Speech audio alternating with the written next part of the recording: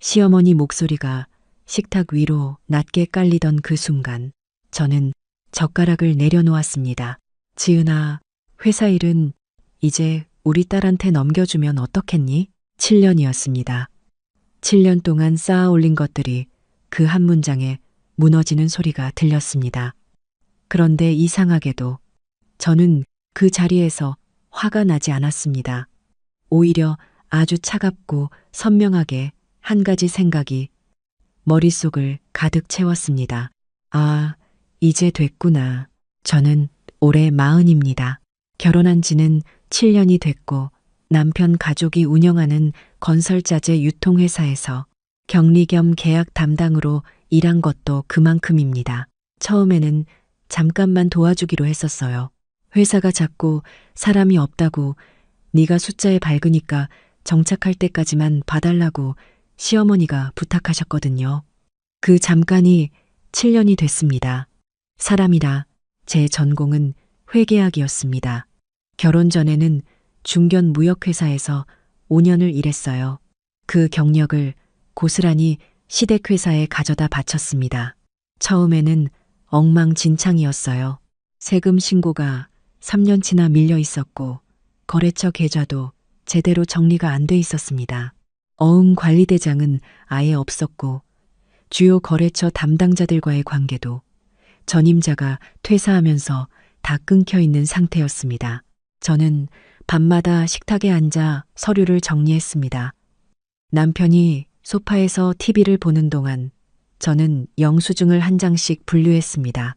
시어머니가 낮에 가져다 놓은 계약서 뭉치를 퇴근 후에 혼자 검토했습니다. 주말에는 거래처 담당자들을 만나 식사를 했습니다. 그분들 생일도 챙겼고 명절마다 선물도 직접 골랐어요. 그렇게 3년쯤 지나니까 회사가 안정됐습니다. 살인년 거래처가 늘었고 연매출도 2배가 됐습니다. 시어머니는 그때마다 말씀하셨어요. 우리 며느리가 복덩이야. 지은이 덕분에 회사가 살았어. 그 말이 그렇게 기뻤습니다. 인정받는 것이 좋았어요. 그래서 더 열심히 했습니다. 회사의 주요 거래처는 12곳이었습니다. 그 중에서 가장 큰 곳은 대형 건설사 2곳이었는데 그 두 회사 담당자들은 제 연락처로만 연락이 왔습니다. 7년 동안 제가 쌓아 올린 관계였으니까요. 법인계좌 비밀번호도 저만 알았습니다. 전자세금 계산서 발행 시스템도 제 공인인증서로만 돌아갔어요. 중요한 계약서에 들어가는 직위는 항상 제가 관리했고 회사 보험 갱신도 저만 챙겼습니다. 저는 그게 당연한 줄 알았습니다. 내 회사니까. 남편 회사가 곧 내 회사라고 생각했으니까요. 그 생각이 틀렸다는 걸 알게 된 건 회사 창고 앞 주차장에서였습니다. 그날은 거래처에 서류를 전달하고 회사로 돌아오는 길이었어요. 창고 쪽 주차장에 남편 차가 서 있었습니다. 낮 2시였는데 남편은 외부 미팅이 있다고 했거든요. 이상하다고 생각하면서 차에서 내리려는데 조수석에 사람이 있었습니다. 여자였어요. 20대 중반쯤 돼 보이는 저는 한 번도 본 적 없는 얼굴이었습니다. 남편은 그 여자 쪽으로 몸을 기울여 뭔가를 귓속말하고 있었습니다. 웃으면서요. 저는 그 자리에서 10초 정도 멈춰서 있었습니다. 손이 차문 손잡이 위에 그대로 얹혀 있었어요. 그리고 천천히 손을 내렸습니다. 다시 차에 탔습니다. 조용히 시동을 걸고 주차장을 빠져나왔습니다. 그날 오후 저는 아무 일도 없었던 것처럼 거래처 서류를 정리했고 세금 계산서를 발행했고 다음 달 결제 일정을 정리했습니다. 손이 떨리지도 않았습니다. 눈물도 나지 않았어요. 다만 아주 조용하게 뭔가가 끝나는 소리가 들렸습니다.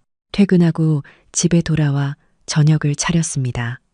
남편이 들어오면서 말했어요. 오늘 미팅 길어졌어. 먼저 먹었어? 저는 그냥 고개를 끄덕였습니다. 아무것도 묻지 않았습니다. 그날 밤은 그렇게 지나갔습니다. 다음 날도 그 다음 날도 저는 말하지 않았습니다. 확인하지도 않았어요. 알아보려 하지도 않았습니다. 이미 눈으로 본 것이 있었으니까요. 그리고 더 중요한 게 있었습니다. 그달 말 300억짜리 계약이 기다리고 있었거든요. 7년 동안 공들여 관계를 쌓아온 대형 건설사와의 장기 공급 계약이었습니다. 3년치 물량을 한꺼번에 묶는 계약이라 회사 역사상 가장 큰 단일 계약이었어요. 그 계약의 모든 실무를 제가 진행해 왔습니다. 담당 부장님과 1년 넘게 조율했고, 단가표도 제가 직접 작성했고, 계약 조건 협의도 제가 혼자 해냈습니다. 서명만 남은 상태였어요. 시댁 식구들이 저녁 식사를 함께하게 된 건 남편이 제안한 자리였습니다. 계약 성사를 앞두고 가족들과 저녁 한 끼 하자고요. 저는 이상하다고 생각했지만 그냥 따라갔습니다. 시어머니, 시아버지, 남편, 그리고 시누이가 왔습니다. 시누이는 올해 30이고 대학 졸업 후 잠깐 회사를 다니다가 그만두고 집에 있었어요. 평소에는 회사 일에 관심이 없던 사람이었습니다. 밥을 거의 다 먹어갈 무렵이었습니다. 시어머니가 조용히 말문을 여셨어요. 지은아, 요즘 회사 일이 많아서 네가 많이 힘들지. 우리 딸도 이제 좀 쉬었으니까 회사 나와서 도움이 되면 좋겠다 싶어서 네가 하던 일 조금씩 가르쳐주면 어떻겠니? 저는 잠깐 시누이를 봤습니다. 시누이는 고개를 약간 내리깔고 있었어요. 저를 보지 않았습니다. 어머니, 그게 무슨 말씀이세요? 아이고, 기분 나쁘게 듣지 마. 지은이, 너도 7년 동안 고생 많이 했잖아. 이제 좀 편하게 지내도 되지 않겠어. 집에서 쉬면서 살림만 봐도 되는데, 집에서 쉬면서 살림만 봐도 된다. 저는 그 말을 천천히 되씹었습니다. 7년 동안 제가 만들어 놓은 거래처 관계, 정리해 놓은 회계 시스템, 쌓아온 신뢰들을 다 넘기고 집에서 살림이나 보라는 말이었습니다. 그것도 300억 계약을 코앞에 둔 시점에 시아버지는 말없이 밥만 드시고 계셨습니다. 남편은 물컵을 만지작거리며 저를 보지 않았어요. 언제부터요? 저는 조용히 물었습니다. 이번 계약 끝나면 되지 뭐. 계약은 네가 마무리해주고 그 다음부터 우리 딸한테 인수인계 해줘. 저는 그냥 고개를 끄덕였습니다. 알겠다고도 하지 않았습니다. 그냥 끄덕였어요. 집으로 돌아오는 차 안에서 남편이 말했습니다. 엄마가 워낙 우리 누나를 걱정하시니까 이해해줘. 저는 창밖을 봤습니다. 응, 그게 전부였습니다. 그날 밤 저는 올해 천장을 바라봤습니다. 남편 옆에 누워서요. 그는 금방 코를 골며 잠들었습니다. 저는 잠이 오지 않았어요. 창고 주차장에서 봤던 장면이 떠올랐습니다. 그리고 오늘 저녁 식탁에서 들었던 말이 떠올랐습니다. 두 가지가 겹쳐졌습니다. 이 사람들에게 나는 어떤 존재였을까? 필요할 때 쓰고 필요 없어지면 내보내는 사람. 회사가 어려울 때는 복덩이라고 부르고 안정되면 살림이나 보라고 하는 존재. 저는 눈을 감았습니다. 그리고 아주 천천히, 아주 차분하게 생각하기 시작했습니다. 다음 날 아침 저는 여느 때처럼 출근했습니다. 자리에 앉아 커피를 내리고 메일을 확인하고 전날 마무리 못한 서류를 펼쳤습니다. 아무것도 달라 보이지 않았어요. 저만 알고 있었습니다. 무언가가 달라졌다는 걸. 저는 그날부터 조용히 준비를 시작했습니다. 먼저 회사 관련 서류들을 전부 파악했습니다. 어차피 제가 만들고 관리해 온 것들이라 시간이 오래 걸리지 않았어요. 법인 계좌 현황, 거래처 계약서 사본, 세금 신고 내역, 보험 증권, 어음 관리 대장까지 전부 확인했습니다. 이 중에서 제 이름으로 된 것과 회사 이름으로 된 것을 정확히 구분했습니다. 주요 거래처 담당자들에게는 조용히 연락을 취했습니다. 제가 개인적으로 쌓아온 관계였으니까요. 카드 한 장씩을 직접 챙겨드리며 인사를 했습니다. 특별한 말은 하지 않았어요. 그냥 안부를 엿댔습니다. 300억 계약 담당 부장님께도 연락을 드렸습니다. 계약 일정 재확인 겸 안부 전화였어요. 부장님은 반갑게 받으셨습니다. 과장님 덕분에 여기까지 왔죠.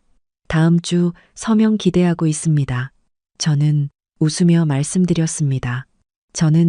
저도 기대하고 있어요. 그 통화를 마치고 저는 메모장을 열었습니다. 그리고 적었습니다. 인수인계 범위, 시점, 조건. 아무도 저에게 조건을 물어보지 않았습니다. 그냥 인수인계 해주면 되는 줄 알고 있었겠죠. 하지만 저는 이미 알고 있었습니다. 제가 쥐고 있는 것이 무엇인지를요. 계약 서명일 사흘 전, 신우이가 처음으로 회사에 나왔습니다. 시어머니가 데리고 오셨어요. 지은아, 우리 딸이 오늘부터 나오기로 했어. 잘 가르쳐줘. 신우이는 멀쩡한 가방을 들고 자리에 앉더니 스마트폰을 꺼냈습니다. 저는 조용히 자리로 돌아와 앉았습니다. 형수님, 제가 뭘 하면 되나요? 신우이가 물었습니다. 저는 서류 한 묶음을 가져다 줬습니다. 일단 이 거래처 목록부터 읽어보세요. 신우이는 목록을 한 장 넘기더니 이내 다시 폰을 봤습니다. 저는 그걸 보면서도 아무 말 하지 않았습니다. 계약 서명 이틀 전 저녁이었습니다.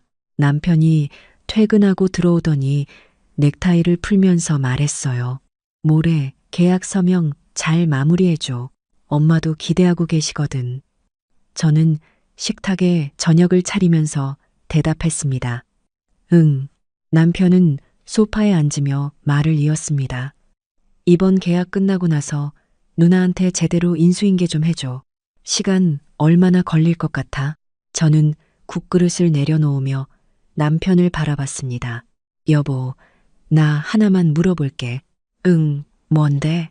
지난달에 창고 주차장에서 누구랑 있었어? 남편의 손이 멈췄습니다. 얼굴에 그늘이 졌어요. 잠깐의 침묵이 흘렀습니다. 무슨 소리야? 내가 봤어. 조수석에 여자 있었어. 낮 2시에. 남편은 아무 말도 하지 않았습니다. 부정하지도 인정하지도 않았어요. 그냥 고개를 숙였습니다. 저는 더 이상 묻지 않았습니다. 들어야 할 말을 이미 들었습니다. 고개를 숙이는 것이 대답이었으니까요. 밥을 먹는 내내 우리는 말이 없었습니다. 남편이 먼저 자리에서 일어났고 저는 혼자 설거지를 했습니다. 거품을 헹궈내면서 생각했습니다.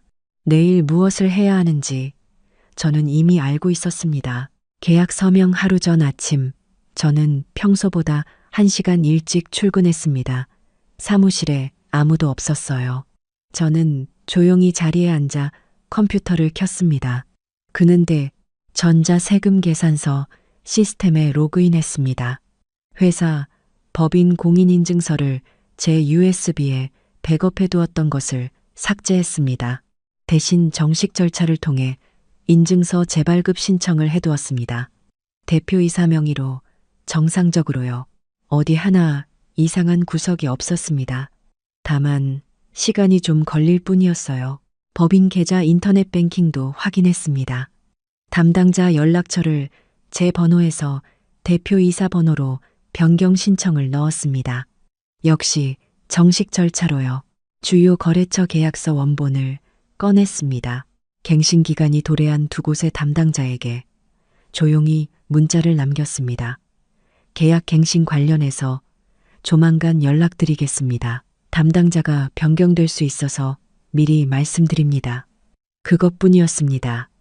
그리고 마지막으로 제 책상 서랍을 열었습니다. 7년치 명함이 들어있는 명함철이 있었어요. 거래처 담당자, 세무사, 노무사, 은행 담당자, 법무사, 저와 7년을 함께 일한 사람들의 연락처였습니다. 저는 그 명함철을 가방에 조용히 넣었습니다. 1시간 뒤 신우이가 출근했습니다. 어제보다 한결 편한 차림이었어요.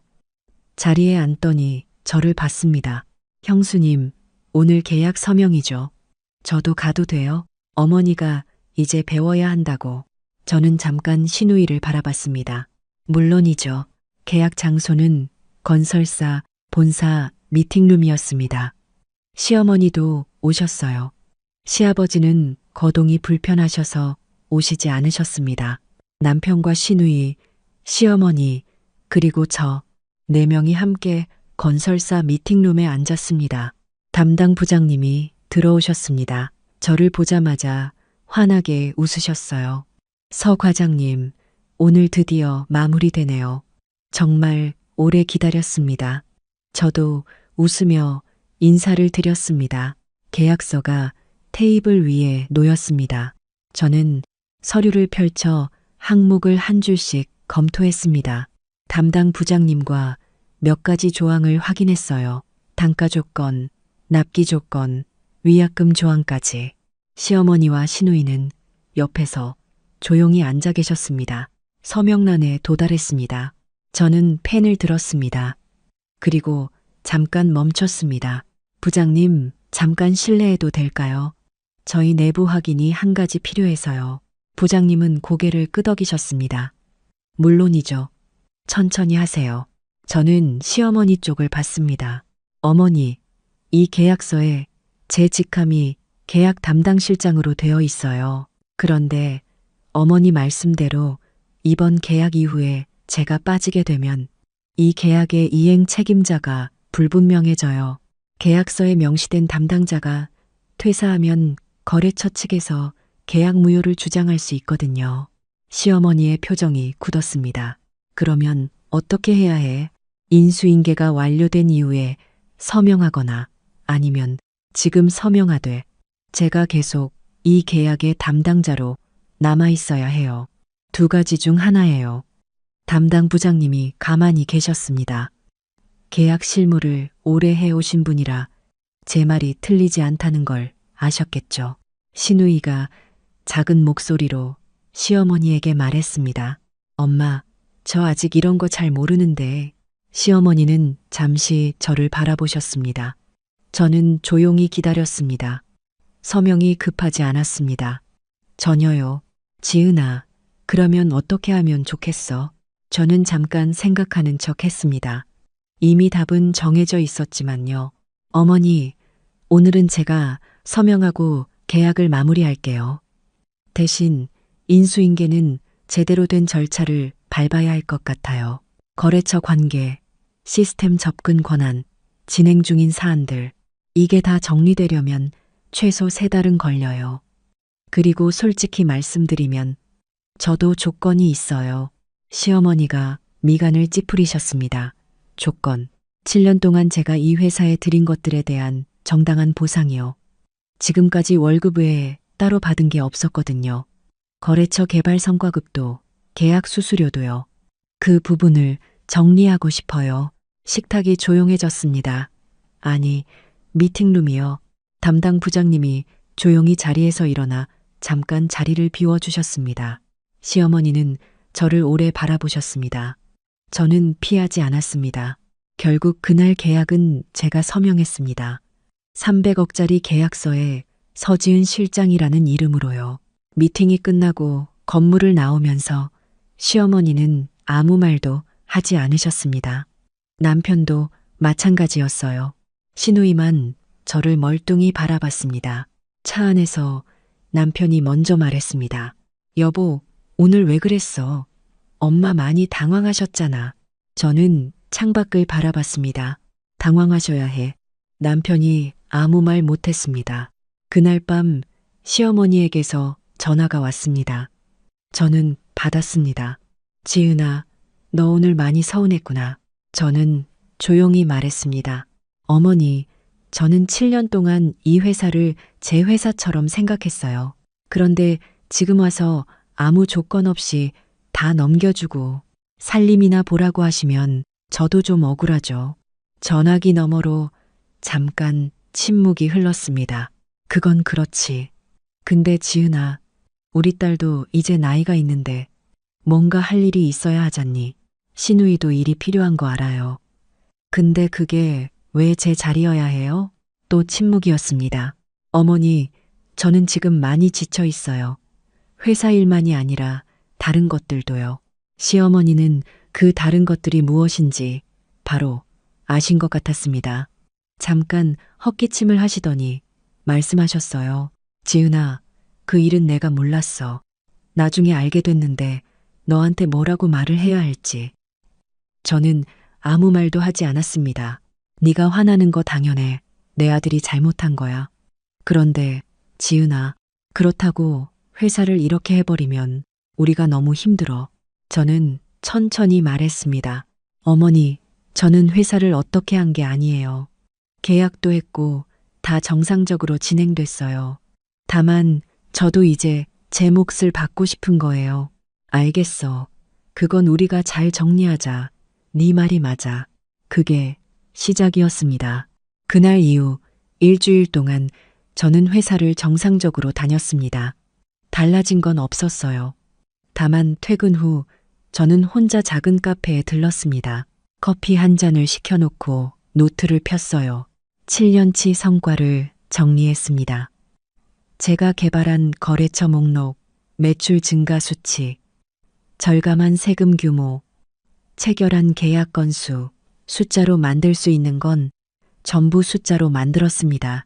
그리고 제가 요구할 보상 금액을 산정했습니다. 노무사에게 자문을 구했고 회계사에게도 물었습니다. 감정적인 기준이 아니라 시장 기준으로요. 남편은 매일 저녁 먼저 말을 걸었습니다. 밥 먹자. 오늘 어땠어? 피곤하지? 저는 짧게 대답했어요. 길게 대화하지 않았습니다. 남편이 무엇을 원하는지는 알고 있었어요. 빨리 다 끝내고 원래대로 돌아가고 싶은 것. 하지만 원래로 돌아가는 것은 없었습니다. 원래도 괜찮지 않았으니까요. 열흘 뒤 시어머니가 남편과 함께 집으로 오셨습니다. 저는 차를 내왔어요. 지은아, 회사 이야기 좀 하자. 네, 말씀하세요. 시어머니가 먼저 말씀하셨습니다. 목소리가 달랐어요. 예전보다 훨씬 조심스러웠습니다. 7년 동안 고생한 거 맞아. 우리가 너무 당연하게 여겼어. 네가 알아서 다 해주니까 고마운 줄 몰랐던 것 같아. 그건 진짜 미안해. 저는 아무 말도 하지 않고 들었습니다. 보상 이야기는 우리 남편이랑 상의해서 정리하기로 했어. 네가 제시한 금액 맞다고 생각해. 그대로 하자. 감사해요, 어머니. 그리고 우리 딸 이야기는 다시 생각해봤어. 지금 당장 네 자리를 넘기는 건 무리야. 대신 우리 딸이 따로 배워가면서 조금씩 자기 영역을 만들어가는 게 맞겠다 싶어. 저는 천천히 고개를 끄덕였습니다. 어머니, 저는 어머니나 회사를 힘들게 하고 싶은 게 아니에요. 그냥 제 몫을 제대로 받고 싶은 거예요. 제가 사람이라는 걸 알아봐 주셨으면 좋겠어요. 시어머니의 눈이 잠깐 붉어졌습니다. 그래, 네 말이 맞아. 내 며느리가 사람이지, 뭐야. 남편은 그날 저와 오래 이야기했습니다. 처음으로 긴 대화를 했어요. 창고 주차장에서 봤던 여자에 대해서도요. 남편은 숨기지 않았습니다. 끝난 일이라고 했고, 저는 끝났는지 어떻게 아냐고 물었습니다. 남편은 대답하지 못했어요. 저는 그게 지금 당장 해결해야 할 문제가 아닐 수 있다는 걸 알았습니다. 다만 이 결혼이 앞으로 어떻게 되어야 하는지를 함께 생각해야 한다는 건 알았어요. 당신이 나를 지켜줬으면 좋겠어. 어머니 앞에서도 회사에서도 그게 안 된다면 우리가 앞으로를 다시 생각해야 할 것 같아.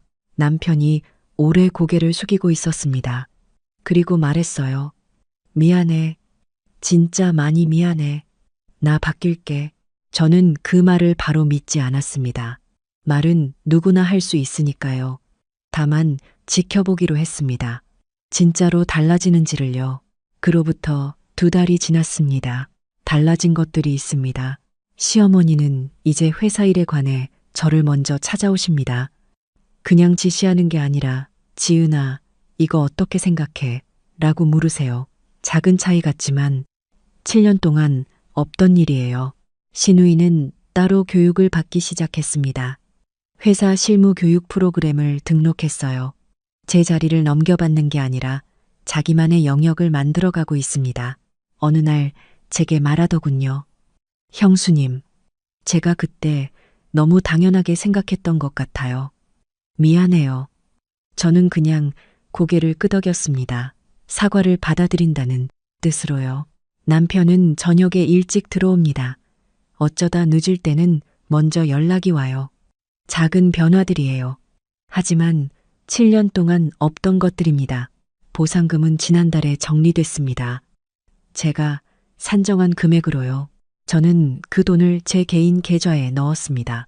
처음으로 온전히 내 것이 된 돈이었습니다. 요즘 저는 거울을 보면서 예전보다 오래 제 얼굴을 들여다봅니다. 40살 얼굴, 눈가에 잔주름이 생겼고, 이마도 예전 같지 않지만 눈빛이 달라졌어요. 훨씬 또렷해졌습니다. 내가 어디 서 있는지 알고 무엇이 내 것인지 아는 사람의 눈빛이거든요. 저는 이제 압니다. 착하게 참는 것과 스스로를 지키는 것이 반드시 충돌하지는 않는다는 걸. 다만 때로는 자신을 지키는 선택을 해야 할 순간이 옵니다. 그 순간을 놓치면 아무도 대신 그 선을 그어주지 않아요. 7년이라는 시간이 아깝냐고요? 아니요. 그 7년이 있었기에 제가 이 자리에서 목소리를 낼 수 있었습니다. 그리고 그 7년이 있었기에 저는 제가 얼마나 많은 것을 해낼 수 있는 사람인지를 알게 됐습니다. 혹시 지금 저와 비슷한 상황에 계신 분이 있다면 이것 하나만 기억해 주세요. 당신이 없어도 괜찮은 척 행동하는 사람들이 있다면 실제로 없어 봐야 알 때가 있습니다. 당신의 자리가 얼마나 중요한지를요. 그리고 그걸 증명하기 위해 싸울 필요는 없어요. 조용히, 차분하게 자신이 쌓아온 것들을 정확히 알고 있으면 됩니다. 당신이 당신을 소중히 여겨야 다른 사람도 당신을 소중히 여깁니다. 여러분은 어떻게 생각하시나요? 댓글로 이야기 나눠주세요.